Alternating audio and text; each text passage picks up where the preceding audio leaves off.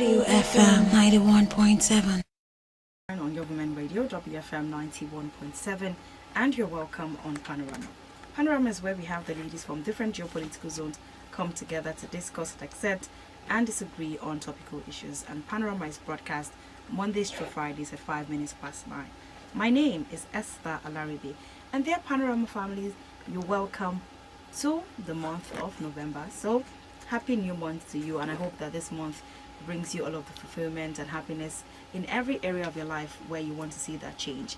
Yes, I am rooting for you. I'm also rooting for me too, because everything I wish you, I wish myself as well. And I'm hoping that this month just brings out the best version of each and every one of us. Okay, so going into the conversation today, as always, you know, we get to discuss, accept, and disagree on topical issues. Yes, sometimes we have to disagree for us to be able to come to a logical conclusion.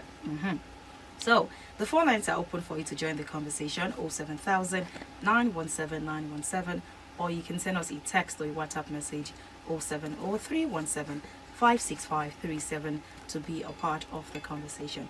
And you can listen live from any part of the world. www.wfm917.com is the website. You can listen from anywhere in the world, and you can also download the mobile app WFM917, and you have us with you every single time, 247. Okay, joining me in this conversation this morning, we're going to be speaking to Ibnabo Dixon and Buki Femi Angela. Good morning, Ibnabo. How are you doing today? Happy new month to you. Good morning, Esther, our Honorable Minister for Happiness. You know, Abby, as in, good morning to all our valued listeners, and good morning to Buki Efe. It's great to be here, and happy new month to everyone. The month of November is upon us now. yes, so it is. Thank you so much for joining us this morning. And Buki Efe, how are you doing this morning? I spoke to you earlier. How are you doing today? Yes, I'm doing great. Thank God for that. God is faithful. We've seen another new month. So happy new month to our dear Panorama family. Happy new month, Ibinabo. Happy new month, Minister of Happiness and our crew. Thank you so much. It warms my heart so much. Thank you so much, ladies, for being on the program this morning. So we're going to be starting off the conversation with this one. When I first saw the story, going through it, I just thought, this life, it really must be hard though. So I recall this conversation. We had a conversation on X Spaces on Saturday, talking about the rising cases of femicide and how a lot of young women are losing their lives, especially to intimate partners. I mean, if I call you my partner, to an extent, I trust you. I want to be comfortable around you. But that's not what we get to see anymore. And this story is no different, because a 33-year-old man has been sentenced to life imprisonment. And you probably will be wondering, what has he done to warrant this sentence? Just hold on. This man went out of his way to get acid to bathe his girlfriend over refusal to marry him. Make I talk on the way you and I go to understand. As far I tell person say marry me, no agree marry me, go find acid tape around for body. As far say if you no agree marry me, nobody else go fit marry you, or say me just die by me. How do you think about this kind of things for somebody who, I mean, for you to want to live the rest of your life with somebody, for you to want to marry somebody, there is a level of affection and care that you feel for this person. Sometimes when it doesn't even work out, you still want this person to be happy. Just wishing them well. It doesn't always have to end on a bad note. But no, this man, Jide Afolayan Sunday, 33-year-old, thought it wise to say, if you don't marry me, another person will go marry you, and you possibly will die in the process. But this man has been sentenced now, life imprisonment, and also he has to pay 10 million naira as compensation for the survivor's surgery. This is really difficult. It is difficult because this same society of ours, we get to put a lot of pressure on young women. Oh, when are you getting married? Why did you stop talking to that your boyfriend? Small character will just show you cannot even manage. I recall somebody, there was a conversation one time where somebody was telling a lady close to me, I was just there looking at them. That he has some of these flaws doesn't mean you cannot patch it up now. Patch it up. And I'm like, really? Some of the things that these people were talking about, none of my business, but I was listening. Like, you call these issues small bad character, and you want the lady to stay back in it. Then tomorrow, when the issue actually breaks out and it's something big, then you now remind her about how she could have left. We put so much pressure on young ladies to want to get married. When are you getting married? When are you doing this? But when they raise concerns about the red flags with you, you want to shut it down and tell them that they're not being patient enough. Because I've heard a lot about people saying that Gen Z, young ladies these days, they don't want to persevere, they don't want to endure what our mothers endured, they don't want to manage and all. Manage somebody else's childbirth character. Because you were not raised properly. Me, I should manage you. I really don't understand, and I'm glad that Ibn Abo and Buki are here. I mean, you've seen life way, way, way more than the rest of us. And I'm having to think about this issue. How? Because how do you go bathing somebody who you wanted to propose to with acid? What was the intention behind it, Ibn Abo? You see, it is very common with some men when they are denied anything. They feel very bad. They feel very insulted. They feel like, who are you to do that to them? And in the midst of that, they become very desperate to deal with you, to punish you forever, turning them down for anything. And then the next thing you see is, as a matter of fact, I pray that the police will really come out and do a lot of sensitization on this, because there is this tendency of this thing becoming a trend. Because I could recall some years back,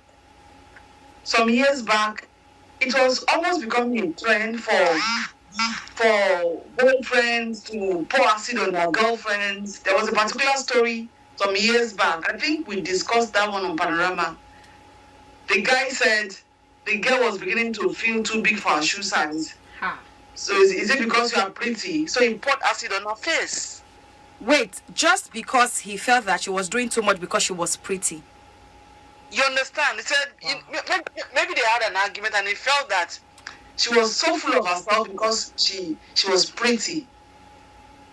He actually said it to her face to face, and he said he was going to deal with her. And dealing with her meant that he was going to pour acid on her. And he did. He actually went for her face and poured the acid on her face. Very intentional act. Very, very intentional. So, in that period, it became...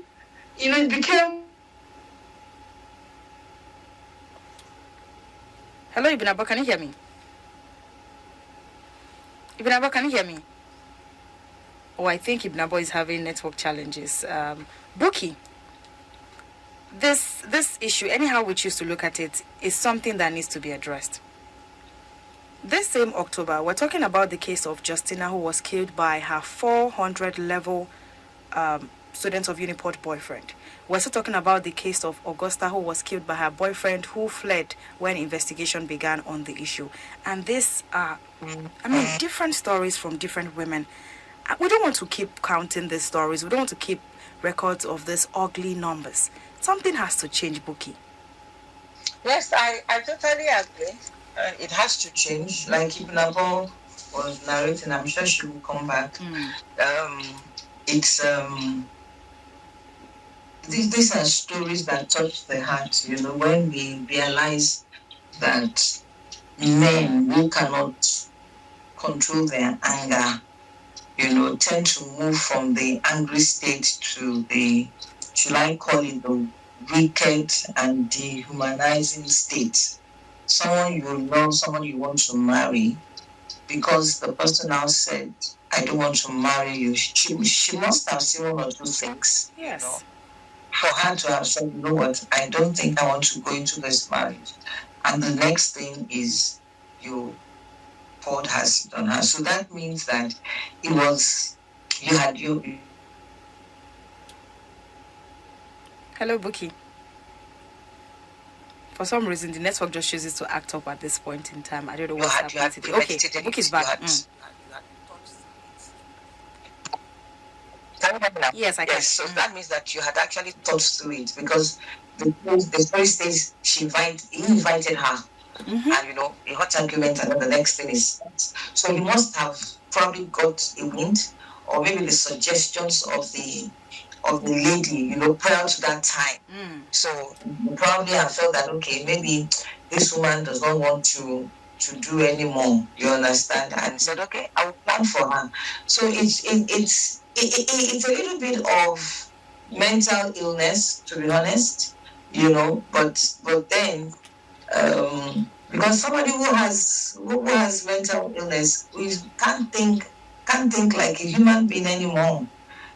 So like we always say, when someone has excessive anger, and your anger, you are not satisfied until you injure that person, then please go for counseling, go for therapy.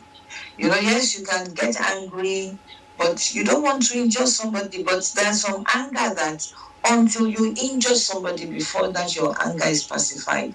Those are terrible things that need to be looked into. So I do not know who is listening to us, like we normally say.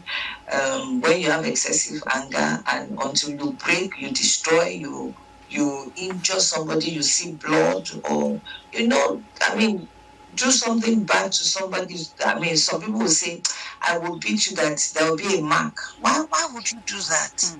Why would you do that? So these are things that we need to look out for. And I don't blame the lady, for saying, I don't want to marry. We learn from these things. I don't blame her for going to that place. You understand? Because we don't know the full story of these things. And like I always say, social media will only report the one that it is going to sound so sweet in our ears. So, they were cutting before. So maybe they had been meeting like that. So I don't blame her. But what are the lessons we need to learn from this? Self-responsibility. That's just it. If you're in a relationship and it's already going sour and things like that, hey, even if you have to meet in a public place, not in an enclosed place. These things are just there for us to begin to learn.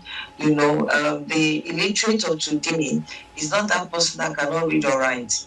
The illiterate of today is that person who does not want to learn, does not want to unlearn, and does not want to relearn. So everything we are discussing, we are relearning, we are unlearning, and we are learning. So I want us to look at it like that. Well, I pray they will be able to, the 10 million that he was asked to pay. I hope he will be able to have that 10 million, and I hope that the 10 million, even if he brings it, will be able to take care of the health of the lady, and also a lot of plastic surgeries and things like that, because the ear and part of the breast has been affected. And that's a big issue. But this will teach a lot of people.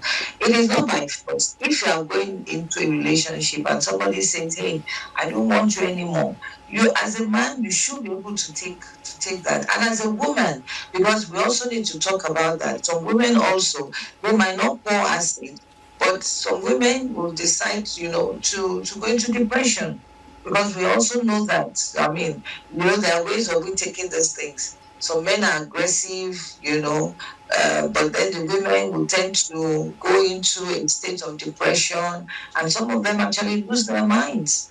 So we need to look at these things, that life is no and yes. It is either a no or a yes. So while we are growing up, even as people who mold lives, parents, guardians, teachers, elders in the community, we must also begin to train people on how to live with adversity, how to manage, I keep saying something, that when you look at our seasons, there are the dry seasons, there are the wet seasons. So how do you behave when it's dry? How do you behave when it's wet? You manage it. You know these things.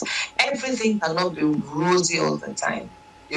Every month cannot be December, like we normally say. There are sometimes that, hey, the things will not be too palatable. How do you manage some things? How do you manage some things? How do you cope? So these are things that we need to begin to tell people. How do you cope even when you meet people that have excessive anger? For somebody who has an excessive anger that you have been able to identify, even if that person believes that I don't want any therapy, how do you manage such a person if that person is part of your family members? So these are things that we need to guard against, and get educated so that we don't become a victim. Thank you. All right. Thank you so much, Buki, really, because I've been thinking about so many things on this particular one and looking at different reports from what I was able to find online, reading up on this. This is not the first time that lovers are getting into an argument, and the other one, most times from the report, the man is pouring acid on the woman to just make her look a certain way or put her in a very bad condition, just to say, if I cannot have you or I cannot have my way, then nobody else will. Now, Ibn Abu, let's talk about how somebody, an individual with no affiliation with an organization that works with maybe things that have to do with production or acid, or use it in your day-to-day work or something, how you are able to get it, because there has to be some kind of regulation. When we know that there is a problem at hand to solve, we have to look at all of the different factors. Buki has mentioned mental illness, that it's possible that this man possibly had issues mentally. Again, we cannot take it away from the fact that he just felt that this is a woman, I should be able to subdue or control her. She cannot be able to speak to me that way. But how is he just able to lay his hands on this substance that we're talking about, just like that? If he can get it, any other person out there can get it. You get into an argument with your girlfriend, your wife, your colleague, or anything, and the next thing, just like that. We're talking about a life, Ibn Abu. Esther, unfortunately, getting an acid is not a big deal, because even if you walk down to any mechanic village, you can get an acid. Very terrible. So it's not something that is being controlled. It's a matter of, if you want it, you can get it. And this is where the government should come in. This is where people should be very careful. Because if it is something that it is within reach, then it is very dangerous, because even people can discreetly attack another person with it. Of course. So it's unfortunate, and I hope that because there was, like I was saying earlier, there was a time it was becoming a thing, a trend. It was trending. Every story you hear, boyfriend put acid on girlfriend, girlfriend put acid on boyfriend, rival, two girlfriends, one will pass it on the other. Those very, very, unpleasant stories. Yeah. Very unpalatable.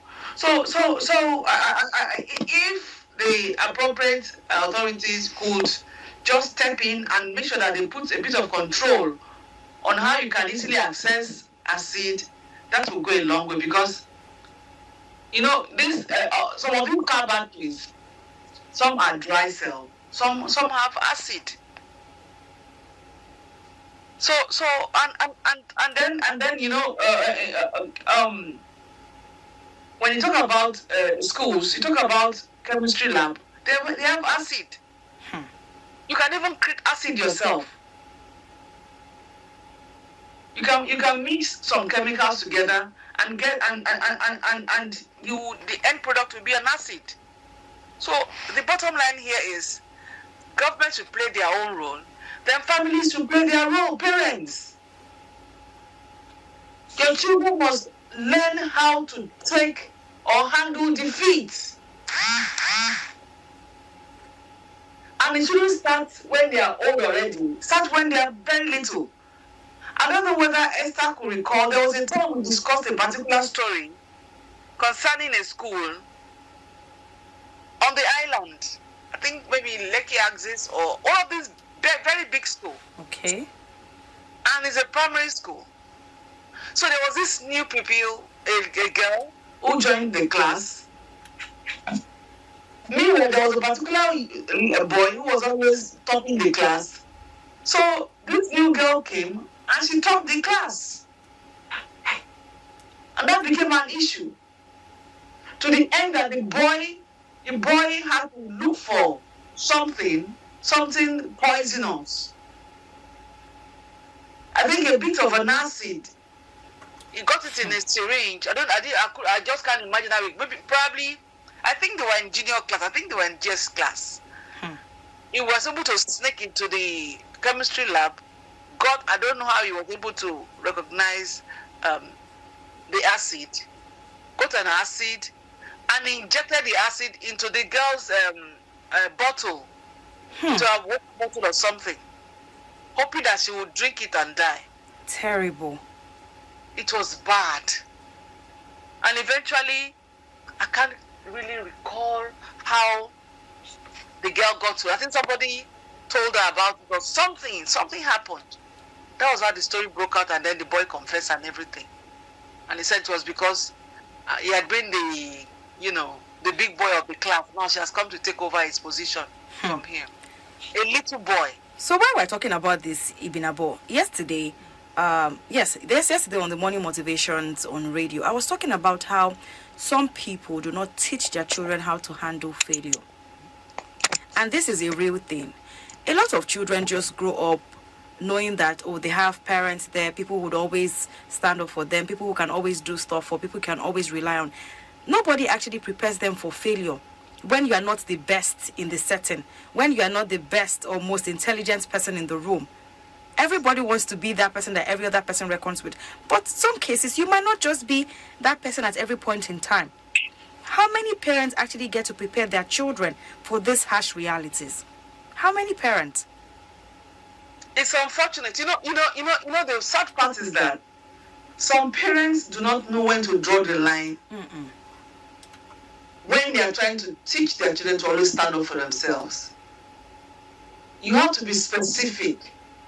Standing up for yourself does not mean that if someone is not doing better than you, then the person is an enemy and the person should be eliminated. That hasn't got anything to do with standing up for yourself and defending yourself and defending your position. The more you're desperate to get everybody's validation, the more mistakes you will make. Parents must teach their children. No matter how sunny or bright it may be, there will be some cloudy spots in everybody's life. Of course. So just being a no matter what person, you have to move on. You don't want to hurt people because it seems as if you keep seeing people who don't, agree with you as a hurdle. Then they must be removed. It's not right. It's not right. Parents should learn the proper way of bringing up. See, some parents will tell you, if you go to school, anybody hits you, anybody gives you one blow, you come with 10 blows. You can imagine. So you are trying to teach your child how not to be timid, how to learn how to defend himself or herself, but while doing that, you are busy teaching this boy or this girl to be a bully or to be a troublemaker in the school. So there's always a thin line between all of this. So parents must recognize it and not allow their children to go overboard. Yes, don't be timid. Yes, speak up. Yes, but then at what point do you end up hurting some other people without being attacked? Now imagine that little boy who felt that this girl was already, taking away all the attention he used to get from his teachers, from his fellow pupils. Now, the next thing for him to do was to eliminate her because he saw her as a problem. She became a hurdle. It must be surmounted. So surmounting her means killing her, poisoning her. Parents must. Sometimes people will just listen to. They take information, they don't process it properly, they just pick it up and hand it over to somebody else without properly sieving it. So that you don't transfer everything, both the chaff and the wheat to the other person. Because this is a child that may not know how to process all of this. So as a parent, you have to learn when you're giving out information, when you're training your child on how to live among other people, maybe in school, maybe wherever. You see, a personality is the idea you want to portray. But you don't portray this by hurting other people. No. Parents must learn to teach their children that. At the point whereby you are beginning to become a threat to life, then this is no longer, holding your own. In fact, I can't get it. I can't get it. But I hope parents would get it right and know when to draw the line. Don't, in the bit of wanting your child to be, not to be a pushover. Then at the end of the day, you are building a criminal. You are building somebody that is becoming so hard-hearted that they can do anything, they can hurt anybody, and they won't even bother. They won't put an eyelid. It's wrong. It is. It's wrong.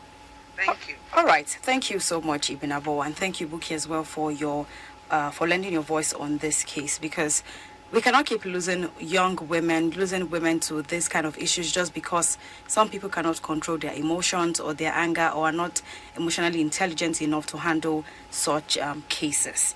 28 minutes to 10 on Your Women Radio, WFM 91.7, and this is Panorama. Panorama is where we have the ladies from different geopolitical zones come together to discuss, dissect, and disagree on topical issues. And this morning I have Ibn Abo Dixon and Buki Femi Ajala as we get to discuss different issues this morning. The phone lines are open 07000 917 917, or you can send us a text or a WhatsApp message 070 317 56537. You can listen live via the website www.wfm917.com. Download the mobile app to listen live, WFM 917. So we're moving on to the next story here, and this lady is having to ask for help for her cousin. This cousin has been married for 6 years, and for some reason the husband would not just allow for them to go seek medical help. They're both Christians, strong believers, and the husband just thinks that their infertility for the time being is probably a test of their faith from God, and that's why he's not going to try any other means or go out of his way to get help or anything. And she's worried. She's worried for herself, her biological clock. I mean, as a woman, you need to be able to, if you're going to have children, you need to do it as early as possible. Medical practitioners have advised over time.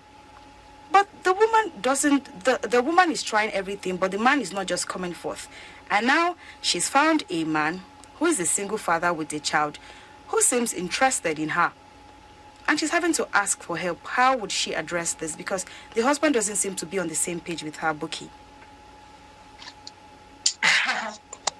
All right, okay. So, thankfully, she says they are church workers, so I will come from that biblical terrain, so to say. If it's on the basis of the fact that she wants a child, and she now wants to get out of this marriage and marry the single parent, the man who has a child, I cannot guarantee that life will be better there. I can't guarantee. She's the only one that can judge, or maybe after, if we're able to get her story. But I think what she needs to do first, the story says that both of them are virgins, right? Mm-hmm. So it's an issue.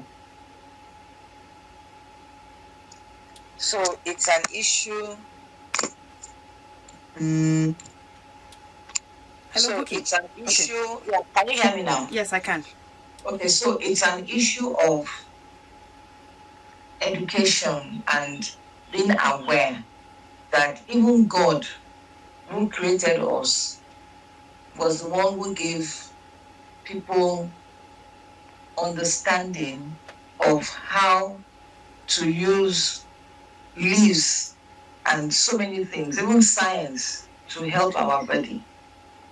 If truly he understands the Bible, he will know that they had a lot of medical doctors. Luke was a doctor. And there was a point where he says, take wine, even for, though I know a lot of people have bastardized that whole saying, they've constructed in different ways, But hey, there are times you have to take this. The wine they were talking at that time was this pastor of that church. There's a way these things work. There will be somebody you would probably want to listen to. So before she jumps out, has she taken that? I mean, has she been able to bring that person to such a person where they will educate? And this also has to do with the way some religious organizations go about these things. It's time that pastors begin to understand some of the benefits of science, to the health of a human being, so that they can actually correct a lot of misbeliefs, right? So if she has done all this and the man is still insisting, then it's our choice. It is not for us to say this is what you should do. But the issue is that where she's going, I hope she understands where she's going. I mean, things might not be rosy, because at times we think that everything is rosy on the other side. But hey, she really needs to look at it. But I think she should go for that first option. It's more of education, more of awareness. It's a mindset that some people in the church do have. So it's an issue of renewing that person's mindset. And it can actually come from the pastor. I don't know the church, but it can actually come from that, except if all of them are looking at the same place, then it's going to be a big concern. Thank you. All right. Thank you so much, Buki, for your thoughts there. Really, because I was thinking about this and the fact that some people do not know that in as much as your faith allows you want to exercise your faith, when it comes to certain corridor, even God agrees with men in certain things that happen. I mean, people go to try IVF and it works out in different ways for different people. People get to celebrate how they were able to have their babies through different artificial forms. Talk about IVF, artificial insemination, and it works. It works. Just a few weeks ago at St. Ives Specialist Hospital, they were having to celebrate 3,000 babies. And this is medicine. It's working for people. Why are you not opening your eyes up to see that there are options? I saw that one and it gave me some kind of relief to know that people are actually getting more open to getting help from different places. Ibn Abo, what do you advise this lady? Okay, so we don't know how much effort she has made in terms of engaging their pastor. We don't even know the church, because there are churches where they completely will tell you, don't worry, God will do it. Don't even take anything. Some people, even when they have injury, you don't treat it and all that. It is good to have faith, but we live in this world, and I don't like double standard. I don't like double standard in the sense that now these are the same people that will be using phone. Phone is science. These are the same people that will drive cars. Cars is science. It is even too far. They are using glasses. Even about they are using glasses. So the products of science fool your house. When it comes to now to use science to support or to help you out of your problem, then you begin to say something else. You see, the fact that I think people like that, I'm not judging him, but this is my opinion, please. Okay. People in the shoes or in the category or in the class of that man are the kind of people that they would have wished that the woman didn't get to know about their situation concerning oligospermia. You understand? So that all the faults, all the fingers, all the anger, everything will be directed towards the wife. Because it is. I mean, it doesn't take away the fact that God is God. If you go to the hospital, as a matter of fact, everything that science has brought is God. It's God who gave them the knowledge. When God gives knowledge, He did not tell you how far you should take the knowledge. It now depends on you on how, whatever you do with the knowledge. The fact that God has given you this wisdom, this knowledge, this experience, this, technical know-how and everything, and then you're using it negatively, it is not God's fault. It is you as a human being. And in the same way, when God gives this knowledge of science, and if it will help you, and you offer yourself to be helped, it doesn't reduce you as a Christian or as a child of God. You see, some people haven't had issues of, getting pregnant. When eventually they go for, what's it called now?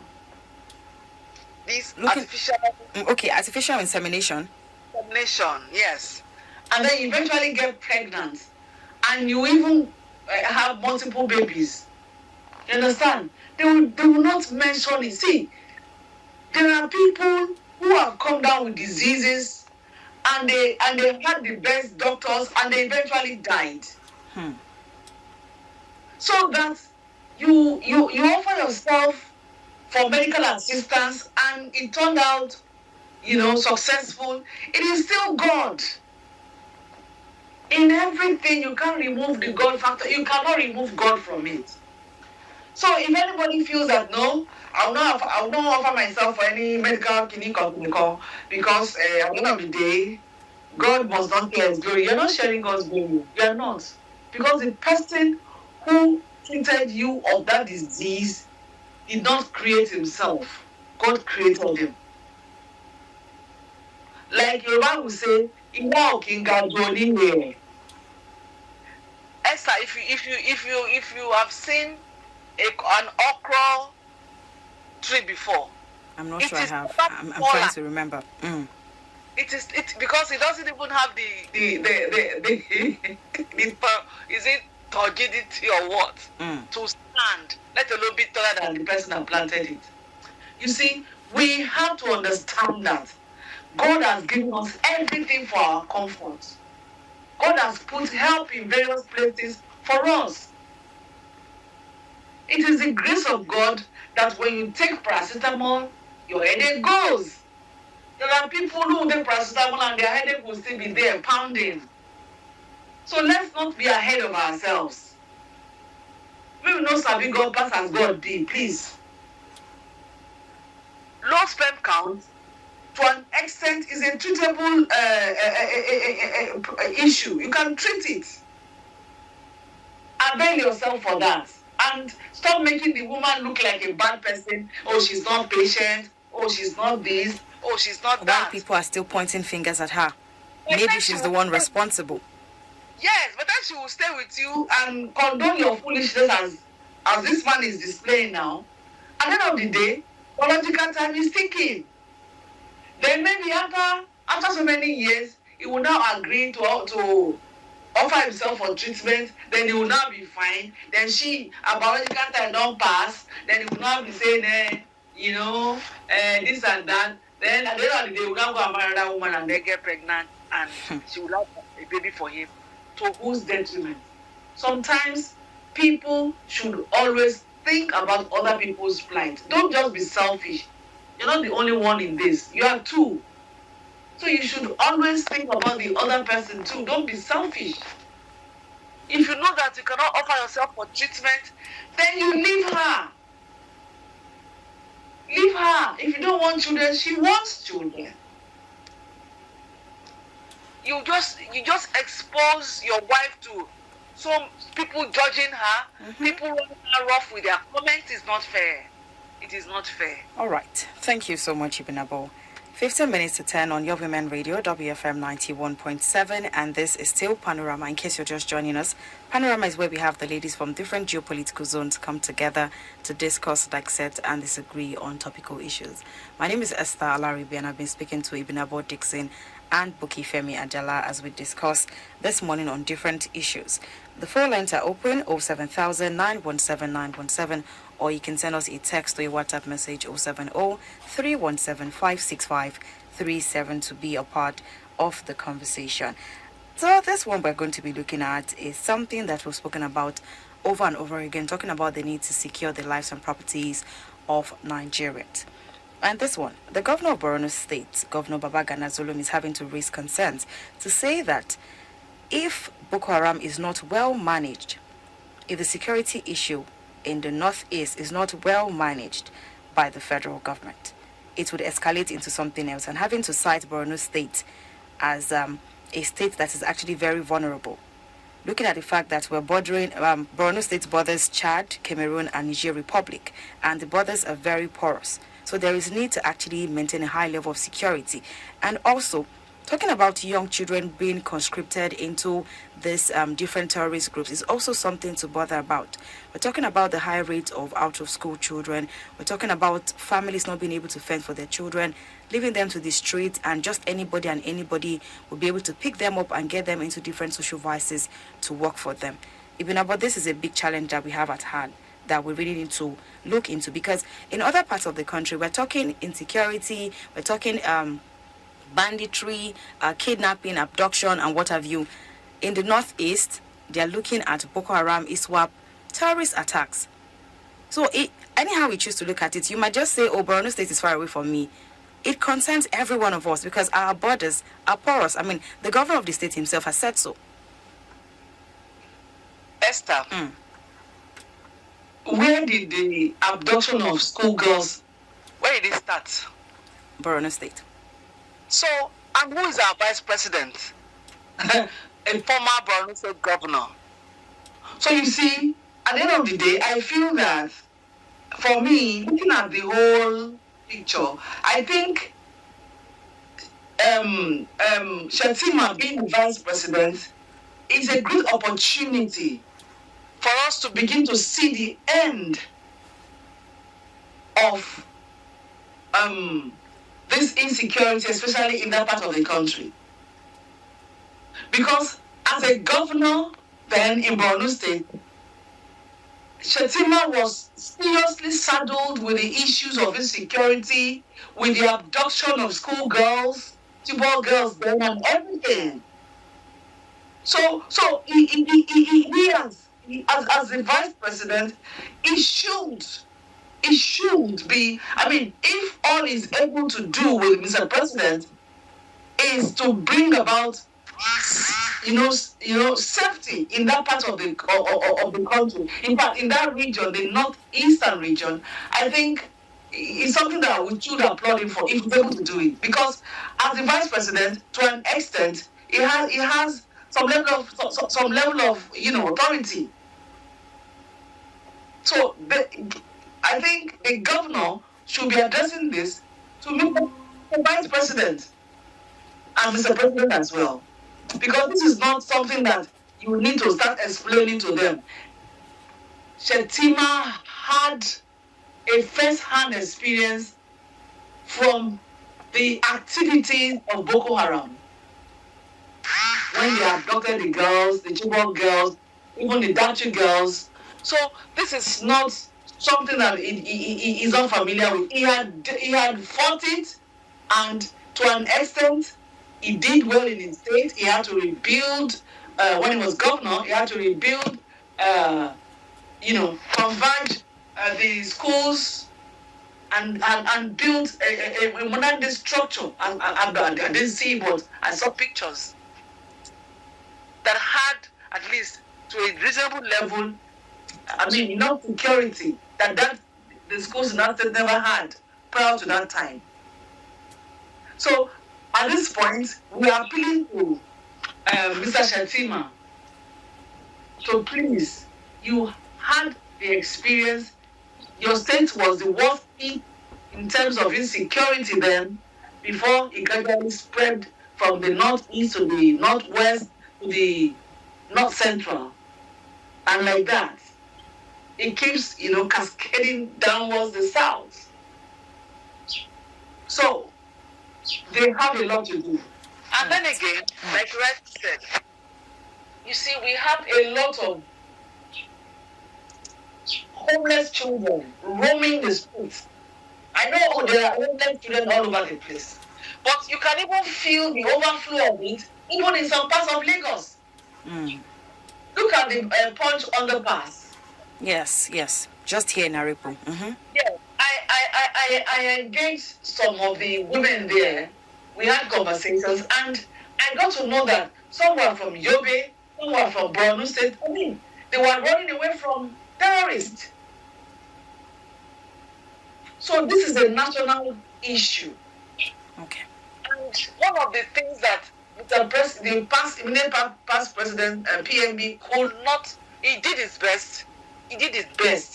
But you see, the new government must make it a priority to bring about security in Nigeria, because insecurity affects everything. Of course. It is insecurity that has made the cost of food to have escalated to the point that it is today, because farmers have been sacked from their farms by these terrorists. People are displaced. All right. Thank you, Binabo. Thank you. I mean, if we keep talking about these issues, really, there's so many sides to touch on this particular one. Buki, I'll take your final words as we wrap up on this particular one. Okay, so there was a time the network was off. I was off. Yeah. We're talking about the comment of the governor of Borno State on how young children need to be saved from. Yeah. Nigeria will be off. Yeah, because he's looking at it, and he has been able to identify, that Borno is is porous. The borders are porous, and then of course he has been able to study how the terrorists, they are recruiting young people. So if Borno, shares border with 3 countries. And the border is porous, and a lot of recruitment is going on. And mind you, we're talking about the multidimensional poverty of Nigeria. It is very high in the north. So he's sounding a note of a warning that if care is not taken, hey, I know Nigeria cannot be off the map, but he's just sounding an alarm that, hey, I hope we'll be able to handle the crisis. If we look back, all the things that we have done, we talked about IDP today, a lot of people that have lost their lives, a lot of people are in IDP camps, you understand? Do you know how much money that they have spent, personal and even government? So it's just sounding a note of alarm that, hey, the present Tinubu government should do something about it. We expect him to do something about it. All right. Thank you so much, Buki. Thank you. Thank you, Buki. Thank you, Binabo. Do have a good day. Thank you for having us. All right. Yes, and it's a wrap on the conversation this morning. We've been able to touch on different issues, topical issues as they affect us in the society, and we really want to see a change in these different issues. My name is Esther Alaribe, and this has been Panorama on Women Radio 91.7. Up next is Radio Doctor with Rose Yusuf Kesar. I hope that you have a good day, and please remember that you need to represent your own self as a brand and the country Nigeria every place that you get to appear in a good light. Good morning. To sponsor this program, call the number 0816 480 7613. WFM 91.7.